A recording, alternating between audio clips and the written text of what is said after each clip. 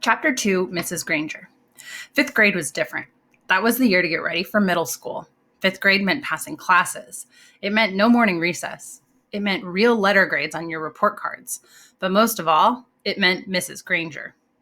There were about 150 kids in fifth grade, and there were 7 fifth grade teachers.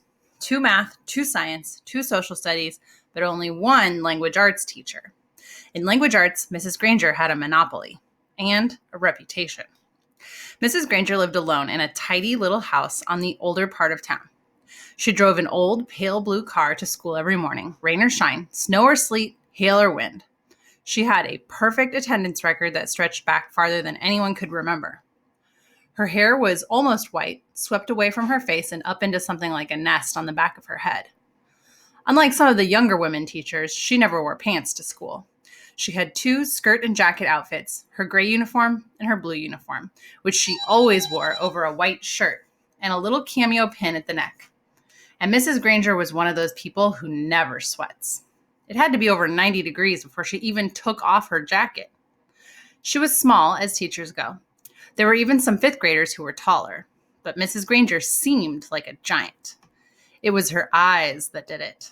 They were dark gray, and if she turned them on full power, they could make you feel like a speck of dust. Her eyes could twinkle and laugh too, and kids said she could crack really funny jokes. But it wasn't the jokes that made her famous. Everyone was sure that Mrs. Granger had X-ray vision. Don't even think about chewing a piece of gum within 50 feet of her. If you did, Mrs. Granger would see you and catch you and make you stick the gum on a bright yellow index card. Then she would safety pin the card to the front of your shirt, and you'd have to wear it for the rest of the school day. Top of page 8. After that, you had to take it home and have your mom or dad sign the card and bring it back to Mrs. Granger the next day. And it didn't matter to Mrs. Granger if you weren't in 5th grade, because the way she saw it, sooner or later, you would be. All the kids at Lincoln Elementary School knew that at the end of the line, 5th grade, Mrs. Granger would be the one grading their spelling tests and their reading tests, and worst of all, their vocabulary tests, week after week, month after month. Every language arts teacher in the world enjoys making kids use the dictionary. Check your spelling, check that definition, check those syllable breaks. But Mrs. Granger didn't just enjoy the dictionary, she loved the dictionary, almost worshipped it.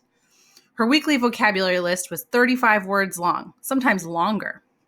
And if that wasn't bad enough, there was a word for the day on the blackboard every morning. If you gave yourself a day off and didn't write one down and look it up and learn the definition, sooner or later, Mrs. Granger would find out. And then, just for you, there would be 2 words of the day for a whole week. Top of page 10. Mrs. Granger kept a full set of 30 dictionaries on a shelf at the back of the room. But her pride and joy was one of those huge dictionaries with every word in the universe in it, the kind of book it takes 2 kids to carry. It sat on its own little table at the front of her classroom, sort of like the altar at the front of a church. Every graduate of Lincoln Elementary School for the past 35 years could remember standing at that table listening to Mrs. Granger's battle cry, "Look it up, that's why we have the dictionary." Even before the school year started, when it was still the summer before 5th grade for Nick and his friends, Mrs. Granger was already busy. Every parent of a new 5th grader got a letter from her. Nick's mom read part of it out loud during dinner one night in August.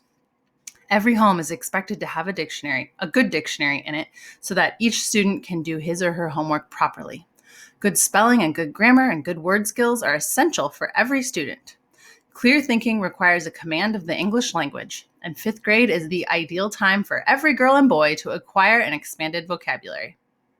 And then there was a list of the dictionaries that Mrs. Granger thought would be acceptable for home study. Mrs. Allen said, "It's so nice to have a teacher who takes her work this seriously." Nick groaned and tried to enjoy the rest of his hamburger, but even watermelon for dessert didn't cheer him up much. Nick had no particular use for the dictionary. He liked words a lot, and he was good at using them.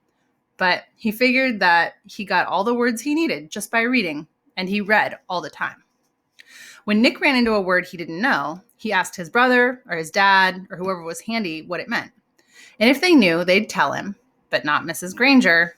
He had heard all about her, and he had seen 5th graders in the library last year, noses stuck in their dictionaries, frantically trying to finish their vocabulary sheets before English class.